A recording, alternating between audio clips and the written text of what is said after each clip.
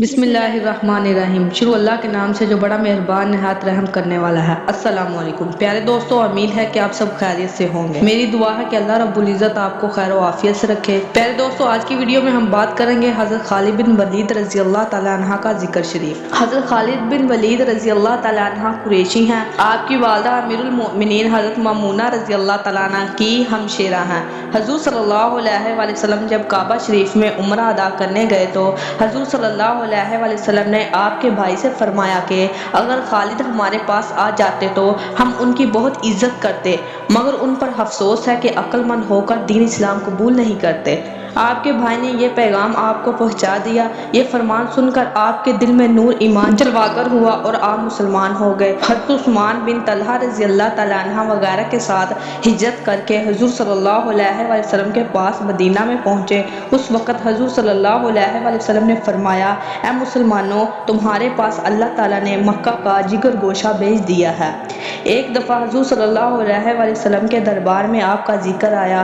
حضور صلی اللہ علیہ وآلہ وسلم نے فرمایا، خالد اللہ کے بندوں میں بہت اچھے بندے ہیں اور اللہ کی تلوار میں سے ایک تلوار ہے جو اللہ نے کافر بے ایمان کے واسطے میان سے نکالی ہے۔ آپ اسلام کے لشکر کے بڑے سپہ سالار تھے۔ ہزاروں کافروں کو آپ نے قتل کیا اور کوئی جگہ آپ کے بدن پر ایسی نہیں تھی کہ جہاں تلوار کا یا تیر کا یا نیزوں کا زخم نہ لگا ہو۔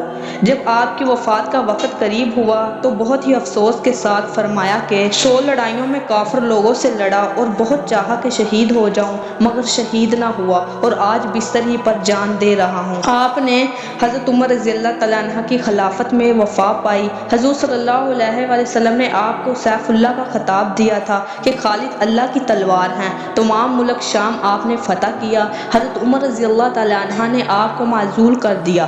آپ نے شہر حمص میں پہنچ کر تقریر کی اور فرمایا کہ امیر المؤمنین حضرت عمر رضی اللہ تعالیٰ عنہ نے مجھ کو فوج کا افسر بنایا اور جب میں نے تمام ملک شام فتح کیا تو مجھ کو افسری سے ہٹا دیا۔ یہ بیان سن کر ایک شخص نے کہا، اے خالد چپ ہو جاؤ، ایسی باتوں سے افساد پیدا ہو جائے گا۔ آپ نے فرمایا کہ حضرت عمر رضی اللہ تعالیٰ عنہ کے ہوتے ہوئے کس کی مجال ہے جو افساد کر سکے۔ پھر موقع پا کر آپ حضرت عمر رضی اللہ تعالیٰ عنہ کی خدمت میں آئے اور کہا، اے خلیفہ رسول اللہ صلی اللہ علیہ وآلہ وسلم، آپ نے مجھ کو کس جرم میں معزول کیا تھا؟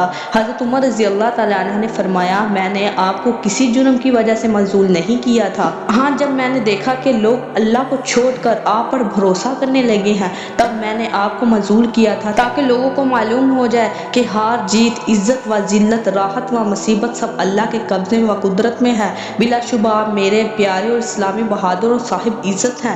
آپ بہت خوش ہوئے اور حضرت عمر رضی اللہ تعالیٰ عنہ کی حق پرستی کا شکر ادا کیا۔